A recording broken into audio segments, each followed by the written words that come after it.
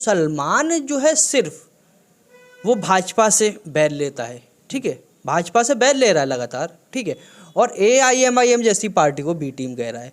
प्रशांत किशोर का मानना ये था कि मुसलमान कब तक भाजपा के डर से वोट करता रहेगा, मुसलमान को अपनी पॉलिटिकल आइडेंटिटी बनानी होगी। साथ ही देखिए, मैं ये नहीं मानता हूँ कि मुसलमान जो है कांग्रेस में नहीं रहे, RJD में नहीं रहे, सारी पार्टियों में रहे, यहाँ तक कि भाजपा से भी बैर ना ले, भाजपा में भी जाए, ठीक है। जैसा कि आपको राजनीति में दिखता है, कोई एक मुद्दा पे मुसलमानों के कोई एक पार्टी बोली है, किसी पार्टी ने बताया है कि मुसलमान शिक्षा में क्यों पिछड़ रहा है, हम शिक्षा के लिए ये करेंगे। राज्यसभा से भी सीट काट दी अब तो मुसलमानों।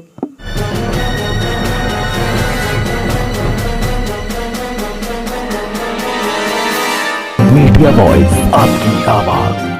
नमस्कार, आदाब, आप सभी का स्वागत है मीडिया वॉइस में। मैं हूं आपके साथ अल्फराज शेख। इस वक्त असदुद्दीन ओवैसी बिहार में जाकर तमाम किशनगंज के लोगों की आवाज़ उठा रहे हैं। वहां पर जितनी मुद्दे हैं उनको जाकर आज वहां पर पहुंचेंगे और वहां पर जाकर खास तौर पर किशनगंज की आवाज़ उठाएंगे। वहां पर लोकसभा का चुनाव AIMIM के प्रदेश अध्यक्ष चुनाव लड़ने वाले हैं। ज़्यादा जानकारी के साथ में हमारे साथ में अहमद सलमान है। सलमान, किस तरीके से देखते हैं आज असदुद्दीन ओवैसी किशनगंज पहुंच रहे हैं, क्या क्या ऐसे मुद्दे हैं जो इस बार किशनगंज के चुनाव को अलग कर रहे हैं? देखिए, आज 16 है, 17, 18 3 दिन का असदुद्दीन ओवैसी का दौरा है बिहार सीमांचल का, ठीक है। पिछली बार आखिरी बार जब असदुद्दीन ओवैसी पहुंचे थे तो मार्च में पहुंचे थे 2023 में, ठीक है। उस वक्त क्या हुआ था कि जो 4 विधायक थे AIMIM के, वो RJD में चले गए थे, शामिल हो गए थे, ठीक है। उसके बाद असदुद्दीन ओवैसी पहुंचे और उन्होंने बड़ी बातें कही, उन्होंने कड़ी आपत्ति जताई। उन्होंने कहा कि जो वोट दिया था जनता ने वो AIMIM के सिंबल पर दिया था, AIMIM को वोट दिया था, आप चारों विधायक बिक गए। उन्होंने सीधे तौर पर कहा था कि ये चारों विधायक बिक चुके हैं। उन्होंने कड़ी नाराज़गी जताई थी और साथ ही RJD पर हमला बोला था और कहा था कि तेजस्वी यादव ने उनकी पार्टी के 4 विधायकों को खरीद लिया है। और वहाँ पर यह सवाल भी असदुद्दीन ओवैसी ने उठाया था कि यही पार्टी RJD हो या कांग्रेस हो या फिर और पार्टियाँ हैं जो खुद को सेकुलर कहती हैं, अगर कोई भी छोटी चीज़ हो जाती है तो ये कहते हैं लोकतंत्र की हत्या हो रही है, ठीक है, लोकतंत्र की हत्या हो रही है।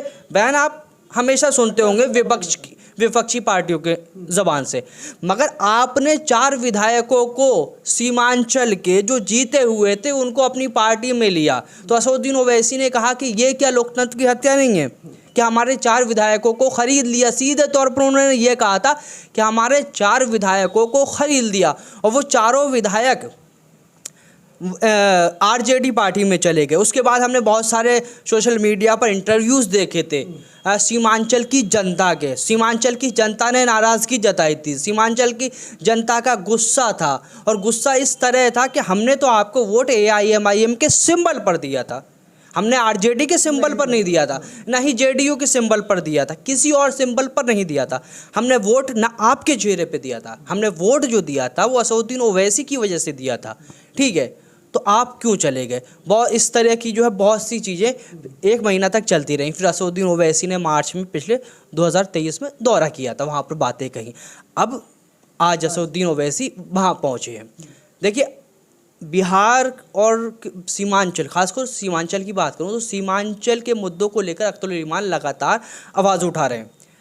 वो सीमांचल के बाढ़ प्रभावित एरिया है उसकी आवाज़ उठा रहे हैं, बिहार के सीमांचल की जो पुल की समस्या है वो उठा रहे हैं, रोज़गार की समस्या उठा रहे हैं, वहाँ के जो है AMU जो है किशनगंज में उसको लेकर आवाज़ उठा रहे हैं। और उन्होंने अभी जब राहुल गांधी पहुँचे थे सीमांचल, अच्छा आपने एक चीज़ नोटिस की होगी, कभी भी कोई भी सेकुलर कहलाने वाला नेता, ठीक है, सेकुलर कहलाने वाली पार्टी अगर मुसलमानों के दरमियान, मुसलमानों के बीच जाती हैं तो वो ये बात नहीं करती हम क्या क्या मसाइल आपके ठीक करेंगे, आपके क्या मुद्दे हैं, आपकी क्या परेशानियां हैं, ठीक है, आपको क्या चाहिए, ठीक है, वो ये बात नहीं करते। वो वहाँ जाके भाजपा RSS इसको घेरते हैं और भाजपा RSS के बारे में टिप्पणियाँ करते हैं और भाजपा और RSS से डराते हैं। यही चीज़ ठीक है, डराते हैं। यही चीज़ इस वक्त पीके वहाँ पर बिहार पहुंचकर यही चीज़ आवाम को, प्रशांत कुमार खास तौर पर यही चीज़ समझा रहे हैं बिहार के लोगों को। इसे किस तरीके से देखते हैं कि जो चीज़ मुसलमानों को खास तौर पर कह रहे हैं कि मुसलमान सिर्फ ये नहीं देखते हैं कि उन्हें क्या चीज़ चाहिए क्या चीज़ नहीं चाहिए, सिर्फ ये देखते हैं कि सिर्फ उन्हें भाजपा को हराना है। अच्छा अल्फराज, मैं पीके जो है प्रशांत किशोर की बात पे बाद में आऊँ, थोड़ा पहले वाला कंक्लूड कर लूँ। ठीक है, ये लोग जाते हैं, अभी राहुल गांधी भारत न्याय यात्रा के तहत वहाँ पहुँचे थे, उन्होंने वहाँ के कोई मुद्दे नहीं उठाए, उन्होंने वहाँ पर कोई मुद्दे पर चर्चा नहीं करी, जैसा कि अख्तरुल ईमान का कहना है। ठीक है, उन्होंने कहा कि यहाँ की जो समस्या हैं, कोर मुद्दे हैं, उनको उठाने की ज़रूरत थी। अब आते हैं पीके की बात पर। प्रशांत किशोर यात्रा कर रहे हैं बिहार में, उनकी बहुत सारे वीडियोस आपने देखे होंगे, और यहाँ तक कि आपकी अदालत में जो है रजत शर्मा का शो है, उसमें वहाँ पर वो पहुँचे तो उन्होंने वहाँ पर जाके कहा था कि मुसलमान हमेशा ये सोचता है कि भाजपा को कौन हरा रहा है, वो अपना हमदर्द दूसरों में तलाशता है, वो अपनी पॉलिटिकल आइडेंटिटी को आगे नहीं बढ़ाता, अपने पॉलिटिकल लीडर नहीं बनाता है, वो कभी भी जो है आगे बढ़कर हिस्सेदारी की बात नहीं करता है। वो ये सोचता है कि राहुल गांधी उनकी समस्याओं को ठीक करेंगे, वो सोचता है तेजस्वी यादव उनकी समस्याओं को सॉल्व करेंगे, वो ममता बनर्जी के बारे में सोचता है, मगर बाद में होता क्या है। ठीक है, तो उन्होंने, प्रशांत किशोर का मानना ये था कि मुसलमान कब तक भाजपा के डर से वोट करता रहेगा, मुसलमान को अपनी पॉलिटिकल आइडेंटिटी बनानी होगी। साथ ही देखिए, मैं ये नहीं मानता हूँ कि मुसलमान जो है कांग्रेस में नहीं रहे, आरजेडी में नहीं रहे, सारी पार्टियों में रहे, यहाँ तक कि भाजपा से भी बैर ना ले, भाजपा में भी जाए। ठीक है, जैसा कि आपको राजनीति में दिखता है कि हर समाज के लोग हर एक पार्टियों में होते हैं। ठीक है, हर एक पार्टियों में होते हैं। देखिए, कोई एक समाज का नेता, एक समाज है, उसका नेता भाजपा में भी मिलेगा, उसका नेता समाजवादी पार्टी में मिलेगा, उसका नेता कांग्रेस में भी मिलेगा। ठीक है, हर एक पार्टी में होते, मगर मुसलमान जो है सिर्फ वो भाजपा से बैर लेता है। ठीक है, भाजपा से बैर ले रहा है लगातार। ठीक है, और AIMIM जैसी पार्टी को बी टीम कह रहा है, और वो वोट किसे दे रहा है? जो खुद को सेकुलर कहलाती हैं, मुसलमानों की हितैषी कहलाती हैं, भाजपा का डर दिखाती हैं। उन जिनसे आप भाजपा के डर से, जो पार्टियां आपको भाजपा का डर दिखाती हैं, एक बार उनसे पूछ क्यों नहीं लेते कि हम भाजपा से नहीं डरने वाले? देखिए, आप हमें ये बताइए हमारा क्या काम होगा। हमारे नौजवान, ठीक है, आज तालीम में मुसलमान पिछड़ रहा है, बिजनेस में मुसलमान पिछड़ा है। ठीक है, मुसलमान की हालत जो है सच्चर कमेटी, रंगनाथ मिश्रा कमेटी, सारे में जो है लिखा हुआ है, सारी जो है दर्ज है। असदुद्दीन मैं कहूँगा, आपको रोकूंगा। अब मुसलमान ये पूछे कि भाई साहब, हमको भाजपा हराने के नाम पर आपको वोट नहीं देना है, आपको वोट इस क्यों दें, हमें ये बताइए। फिर ये पार्टी सचेत होंगी, फिर ये इन मुद्दों को बात करेंगे। आप तो साहब जो है, आपको तो स्टेजों से उतारा था समाजवादी पार्टी ने पिछले विधानसभा चुनाव में, देखा नहीं था किस तरीके से मुसलमान नेताओं को समाजवादी पार्टी के स्टेजों से उतारा गया था। उसके बावजूद क्या करा, 80% वोट मुसलमानों ने दिया। क्या कब तक आप जो है डरते रहेंगे, डर के भाजपा का डर, भाजपा का डर?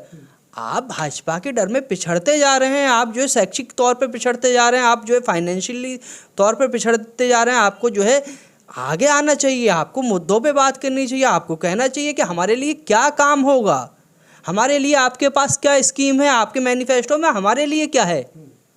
ठीक है, हाल तो ये है कि अब मुसलमान मुद्दों पे हर एक पॉलिटिकल पार्टी खामोश हो रही है। मुसलमान लगातार असदुद्दीन ओवैसी को बी टीम कहता है, चलिए आप बी टीम कहिए, मगर आप ये बताइए कि ऐसी कौन सी बी टीम है, AIMIM के अलावा ऐसी कौन सी बी टीम है, ठीक है, या कोई A टीम है जो मुसलमानों के मुद्दे पर बोल रही है, जो लोकसभा के अंदर, ठीक है, जो टेलीविज़न के ऊपर मुसलमानों के मुद्दे को उठा रही है? कौन सी पार्टी है, एक नाम बता दीजिए। ठीक है, कोई एक मुद्दा पे मुसलमानों के कोई एक पार्टी बोली है, किसी पार्टी ने बताया है कि मुसलमान शिक्षा में क्यों पिछड़ रहा है, हम शिक्षा के लिए ये करेंगे। राज्यसभा से भी सीट काट दी अब तो मुसलमानों। देखिए आपके सामने हाल है, सब कुछ आपके सामने दिख रहा है। अब देखिए, बिहार से आरजेडी ने किसको जो है राज्यसभा भेजा है, और आरजेडी को वोट कौन देता है? ठीक है, अब जैसे आरजेडी और जो है नीतीश कुमार एक साथ थे, नीतीश कुमार कहते थे, जैसे आरजेडी में साथ में आने के बाद कह रहे कि वो भाजपा की बी टीम है, असदुद्दीन ओवैसी को बोल रहे हैं। ठीक है, अब वही भाजपा में चले गए।